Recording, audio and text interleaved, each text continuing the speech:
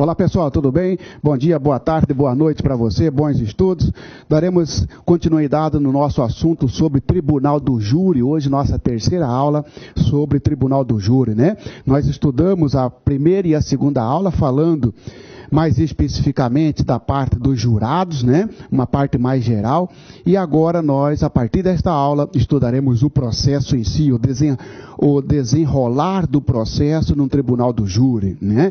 Porque os senhores serão questionados sobre jurados, né? Serão questionados sobre os requisitos para ser jurados, serão questionados sobre o processo, serão questionados sobre o conselho de sentença, serão questionados sobre os recursos que utilizam-se num crime doloso contra a vida, ou melhor, num procedimento do tribunal do júri, seja qualquer concurso que você for fazer nessa área, principalmente no concurso do Poder Judiciário. Então, nossa terceira aula, Tribunal do Júri, parte 3, vamos lá?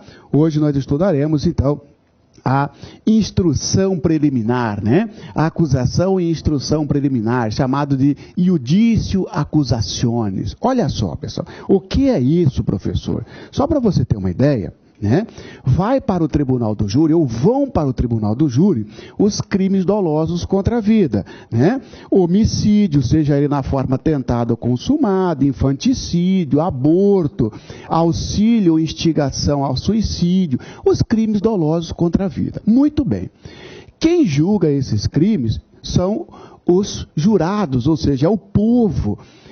É um conselho de sentença formado por 7 integrantes do povo. Por isso que fala tribunal do júri, né, julgamento popular. Né, muito bem.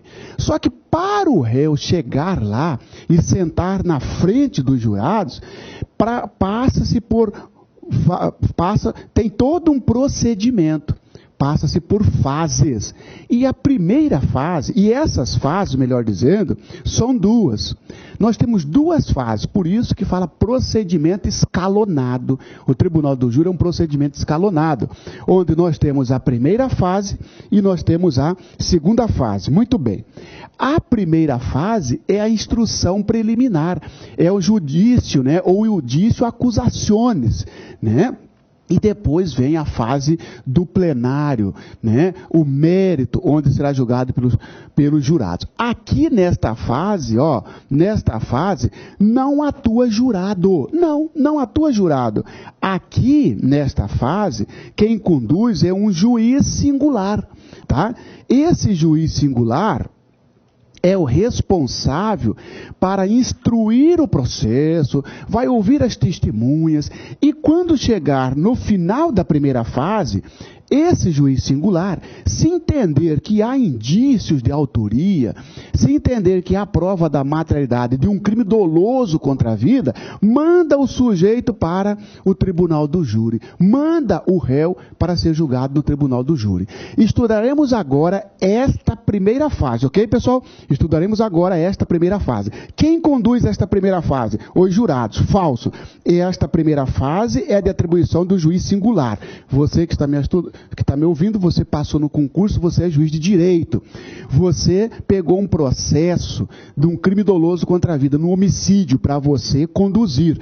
Você vai conduzir esse processo. Só você, não tem jurado, não tem ninguém. Tá? Só você vai conduzir esse processo até após a audiência, você vai dar uma sentença, chamada sentença de pronúncia, né? E esse processo prossegue já agora no tribunal do júri. Agora, cuidaremos da primeira fase, de responsabilidade de um juiz de direito, de responsabilidade do juiz togado. Tá certo? Por isso chamado de juiz singular. Frequentemente nós vamos falar nisso aí, juiz singular, juiz singular. Você já sabe que é a primeira fase do tribunal do júri, tá certo? O que esta primeira fase, senhores, esta primeira fase, ela tem que ter uma duração no máximo de 90 dias, ó, cuidado, isso cai para você. A fase do sumário da culpa, né? A fase do judício accusationis, deverá terminar no prazo de 90 dias, tá certo? 90 dias. Este período, ele começa com a denúncia e vai terminar com a pronúncia do sujeito. Pronúncia, na verdade, é uma decisão que manda o cara para o tribunal do júri, né? Reconhece que há a prova da materialidade e tudo indica que o fulano de tal praticou esse crime doloso contra a vida, esse homicídio, esse infanticídio, esse aborto, etc. Tá certo? Esta fase, então, o prazo dela será de 90 dias. O sujeito está preso, não conseguiu ser pronunciado, o juiz não conseguiu pronunciá-lo, chegar ao final da primeira fase. Dentro de 90 dias, a consequência é, relaxar a prisão e soltar, porque a lei é clara. O prazo deve ser de duração de 90 dias no máximo, tá bom? O que acontece nessas fases? É isso, nesta primeira fase, vão questionar você. O que acontece? Quais são os atos dessa primeira fase? Simples, oferecimento da denúncia. Começa com o oferecimento da denúncia. Sim, né? O Ministério Público oferece a denúncia, ou o querelante oferece uma queixa. E aí segue o processo, tá certo?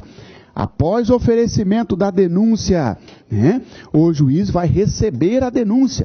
Recebimento da denúncia.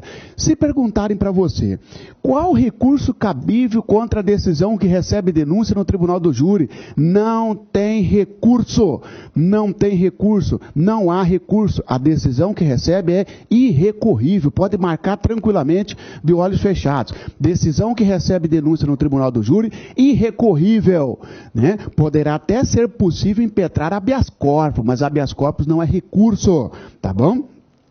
Após o recebimento do recurso, o juiz determina a citação do réu. Citação, nós já estudamos, é o ato pelo qual o réu é informado da existência de um processo, oportunizando a ele o direito de defesa. Muito bem.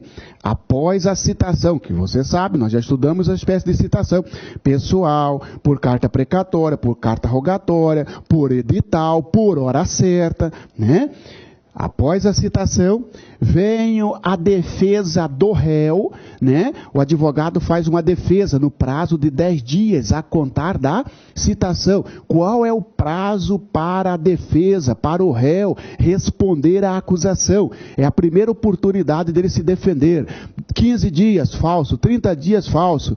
10 dias se estiver preso, falso, independente de estar preso ou solto.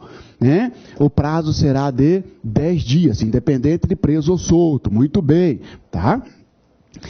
Após oferecer a defesa, o Ministério Público dá sua manifestação sobre a defesa apresentada. Por exemplo, o advogado juntou documento, juntou passagens, demonstrando que o sujeito não se encontrava no local do fato. Alegou uma preliminar, uma prescrição. O Ministério Público será ouvido sobre a defesa, tá?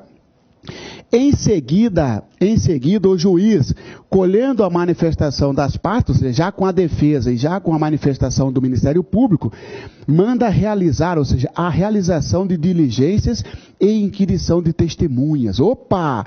Agora, já ofereceu denúncia, já recebeu, citou, defendeu, teve a resposta do Ministério Público, o juiz vai produzir as diligências, pedido pela defesa ou pela acusação, né? A acusação faz esse pedido, inclusive, no oferecimento da denúncia.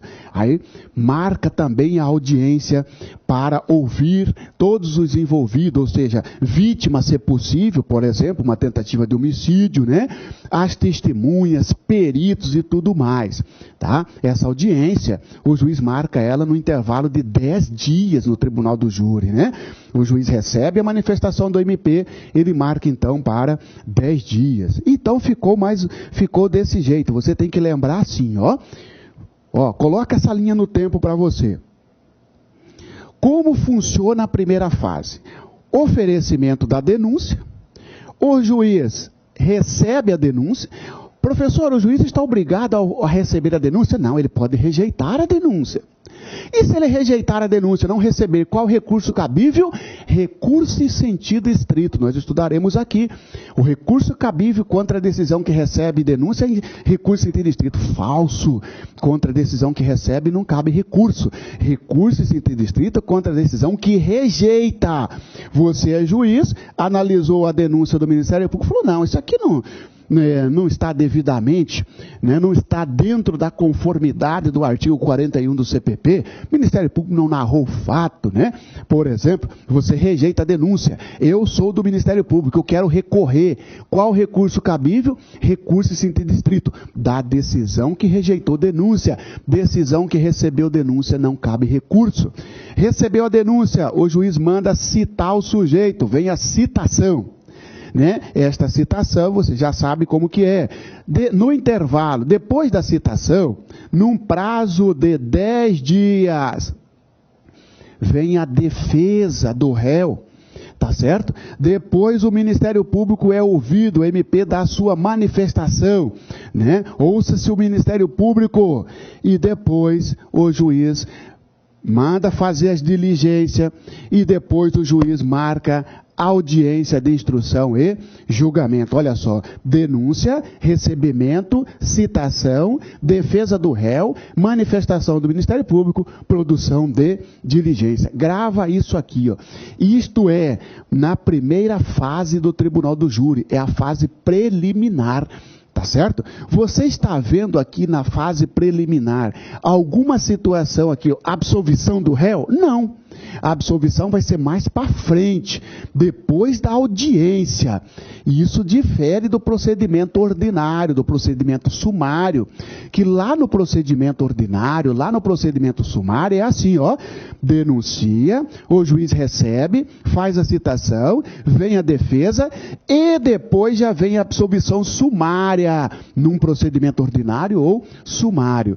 No procedimento do júri é denúncia, recebe, cita, defesa responde num prazo de 10 dias, Ministério Público manifesta-se sobre a defesa apresentada, juiz manda fazer as diligências que as partes requereram e marca audiência de instrução e julgamento, Juiz, você vai marcar isso num prazo de 10 dias, tá certo?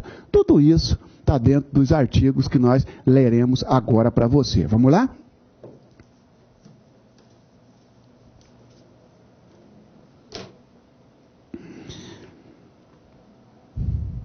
Ok, então, artigo 406. Agora os artigos referentes à fase preliminar do procedimento do Tribunal do Júri. O juiz, ao receber a denúncia ou a queixa, ordenará a citação do acusado para responder à acusação, por escrito, no prazo de 10 dias. É aquela linha, aquilo que eu falei para você, ó. Começa com a denúncia. Ao receber, o juiz determina a citação para fazer uma defesa, que é a mesma coisa de resposta à acusação, no prazo de 10 dias. Olha aqui, ó. O juiz, ao receber a denúncia ou queixa, ordenará a citação do acusado para responder à acusação RA no prazo de 10 dias. No prazo de 10 dias. Cuidado, porque a pegadinha vem assim, ó. Igualzinho, só muda a palavra. Ao receber a denúncia ou a queixa, o juiz determinará a citação do acusado para interrogatório. Falso! Não é para interrogatório. Era assim no passado. Era assim até 2008. Agora o interrogatório é para o final. Lá no final, depois que produzidas todas as diligências, na audiência, no final da audiência é que ouve-se o acusado. Então, cuidado. Se colocar assim, citação do acusado para interrogatório, você pode tocar um falso ali, que não é para interrogatório que ele é citado. Ele é citado para apresentar uma defesa, chamado resposta à acusação, para responder à acusação. Qual o prazo para responder à acusação? 10 dias. Qual o prazo para responder à acusação? 5 dias, vírgula, estando o réu preso. Falso. 5 dias não tem nada a ver com resposta à acusação. Você lembra que 5 dias é a prisão temporária, ou 30 dias se for hediondo. Lembra disso? Tá certo? Muito cuidado, tá, pessoal?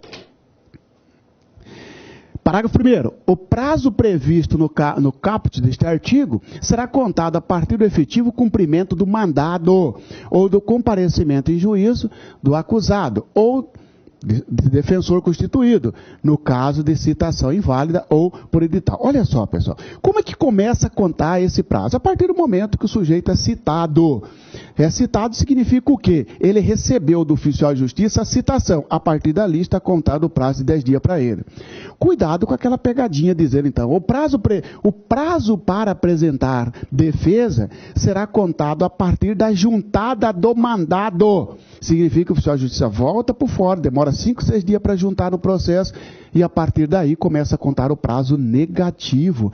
Não interessa se o oficial de justiça vai juntar esse mandado daqui 100 mil anos. Começa a contar a partir da efetiva citação, no dia que você, réu, recebeu lá na sua casa a citação. Ou então, se você foi citado por edital, réu, o dia que você comparecer lá no fórum, o dia que você constituir advogado, tá?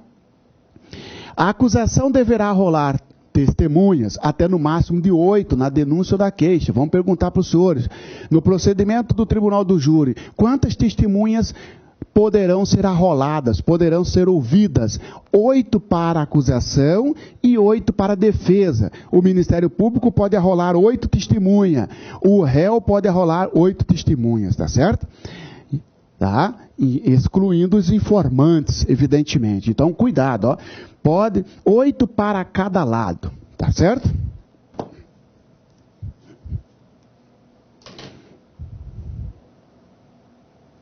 Na resposta, ou seja, na defesa, o que se alega na defesa?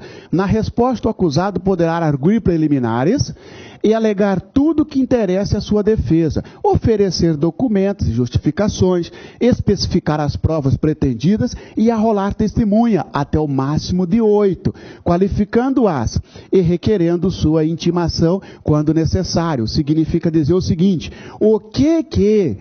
porque nós temos denúncia, nós temos recebimento, nós temos citação, nós temos defesa. O que alega nessa defesa? Eu digo assim, alega tudo, alega preliminar. O que é uma preliminar? É algo que tem como objetivo já acabar com o processo. Por exemplo, uma prescrição, tá certo?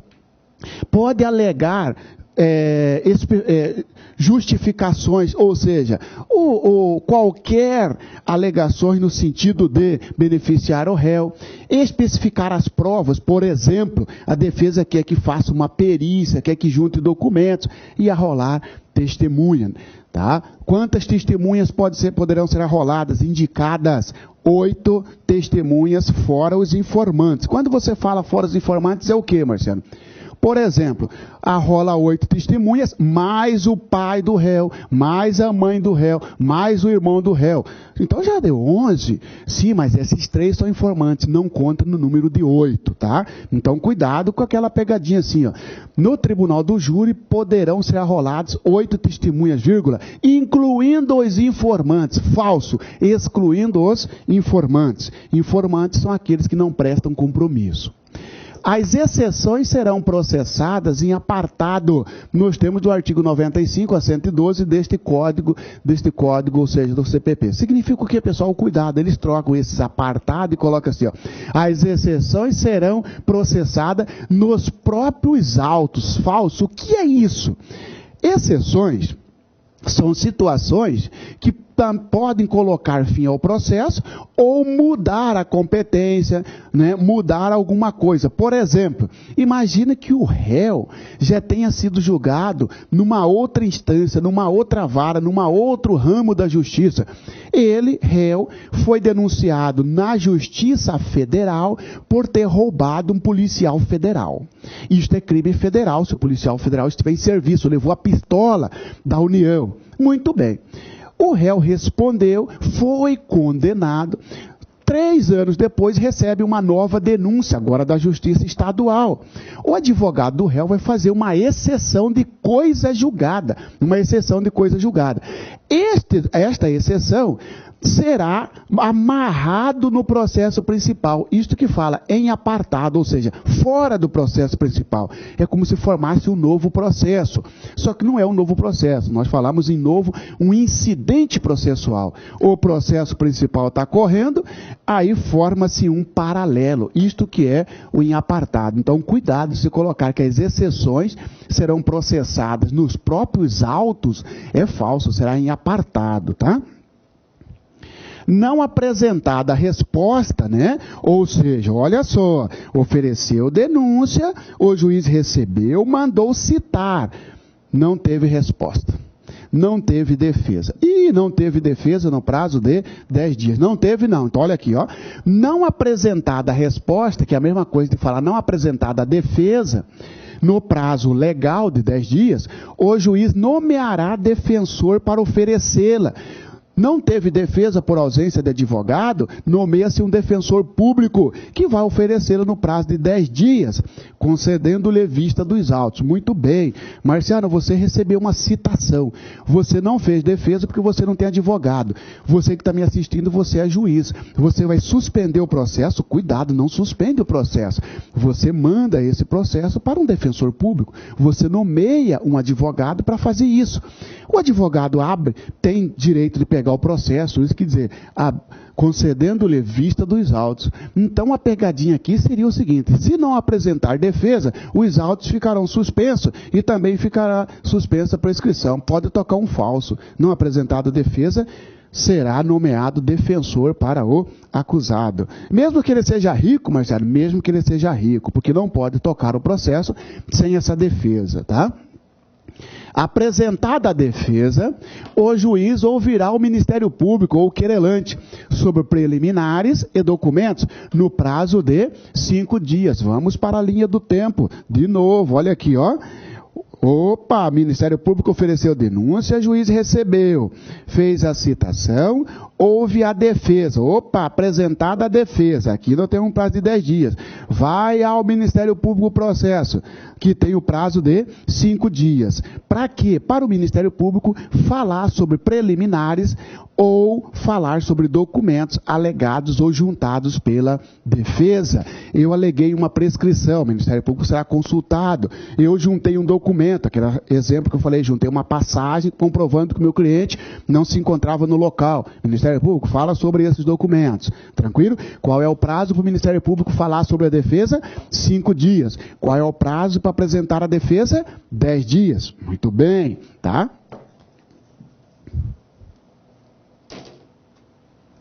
O juiz determinará a inquirição das testemunhas e a realização das diligências requeridas pelas partes, no prazo máximo de 10 dias. Vamos lá, Marciano. De novo, vamos lá. Denúncia, juiz recebe, manda citar, faz a defesa, Ministério Público responde, o juiz tem que fazer as diligências, né? Daqui da citação aqui 10 dias, da defesa aqui 5 dias, ô juiz, você já manifestou sobre, então você tem, né, juiz, você tem 10 dias para marcar, para fazer para cumprir essas diligências e marcar a audiência de instrução. Olha aí, pessoal, ó, 10, 5, 10, tá? Tranquilo?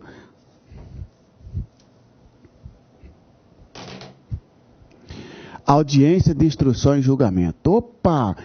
Pô, se oferecer, olha, acompanhem comigo, ofereceu denúncia, juiz recebe, manda citar, réu defende, Ministério Público fala, juiz tem 10 dias para marcar audiência e produzir as diligências. Marcou audiência, vamos para a audiência de instrução e julgamento.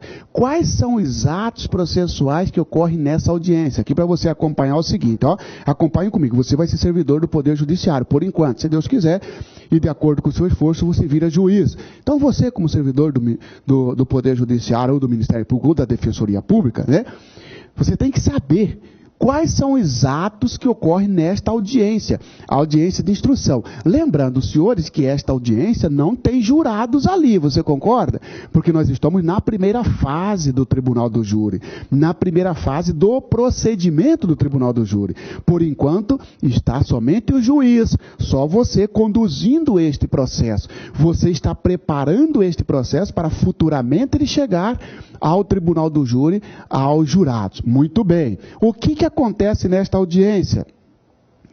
Declarações da vítima, se possível, porque eu imagino um homicídio consumado, não vai ouvir a vítima. Agora, num homicídio tentado, por exemplo, até mesmo num aborto provocado por terceiro, em que o terceiro provocou o aborto na mulher, vai ouvir a mulher, numa tentativa de homicídio, etc. Muito bem. Se for possível, primeiro a prestar declaração na audiência é a vítima. Em seguida, ouve-se a testemunha da acusação e depois o da defesa. Primeiro da acusação e depois o da defesa. Em seguida, vem o esclarecimento dos peritos, né? Lembrando sempre que o esclarecimento de perito precisa de prévio questionamento, precisa pedir antes da audiência, né? O perito tem direito de receber antes da audiência, num prazo de 10 dias antes, para ele responder os quesitos, para ele não ter uma surpresa quando chegar na audiência, previamente requerido, né? Ainda na audiência, se for possível, faz, né, as acariações, que na verdade é confrontar uma testemunha com outra, uma vítima com outra, réu com réu e etc, né? Reconhecimento de pessoas ou coisa, tudo dentro da audiência. Em seguida, faz o interrogatório do réu. O que você tem que observar? Ó, começa com a oitiva da vítima, termina com o interrogatório do réu. Você quer dizer, Marcelo, que isso tudo numa só audiência? Isso. Vítima, depois perito, acariação, reconhecimento. Isso, né? Primeiro, vamos lá. Na audiência, tá? Na audiência, vai... Essa aqui é uma audiência, o processo vai e segue lá na audiência, vamos ouvir a vítima, vamos ouvir os peritos, né? Vamos ouvir, vamos ter acariações, tá? E assim sucessivamente, tá? Agora veja bem, só pegar nessa sequência aqui, olha aqui, ó. Olá, meus amigos, minhas amigas, tudo bem? E aí, gostou da aula do professor? Quer continuar assistindo essa videoaula? Aliás, você quer fazer um curso completaço, super competitivo para o Tribunal de Justiça do Estado de São Paulo 2017-2018, edital destinado aí para o escrevente judiciário para as comarcas do interior. Convido você a acessar o laconcurso.com.br. Lá nós temos esse curso competitivo, atualizado, focado, com personal coach, com esse professor que você acabou de assistir, por apenas 10 parcelas de R$ 25,00. É isso mesmo, melhor custo-benefício da internet. Esse curso nosso tem um grande diferencial, que é a metodologia. Você pode se matricular sem medo de ser feliz, que você vai gostar do curso. E um detalhe, vai ter aquela satisfação no final do curso de ter aprendido, de ter valido a pena. Isso vale a pena. Ok? Já esquecendo. Se você quer aí o material de apoio do professor, o PDF dessa aula, clica aqui embaixo, faz o download do material, basta você fazer aí um pequeno cadastro no site, você vai fazer o download gratuitamente, tá certo? E aproveita, vai lá, dá um likezinho de positivo, deixe seu comentário no nosso canal do YouTube. Espero vocês aqui no Like Concurso. Forte abraço, fique com Deus, tchau, tchau. Clique lá.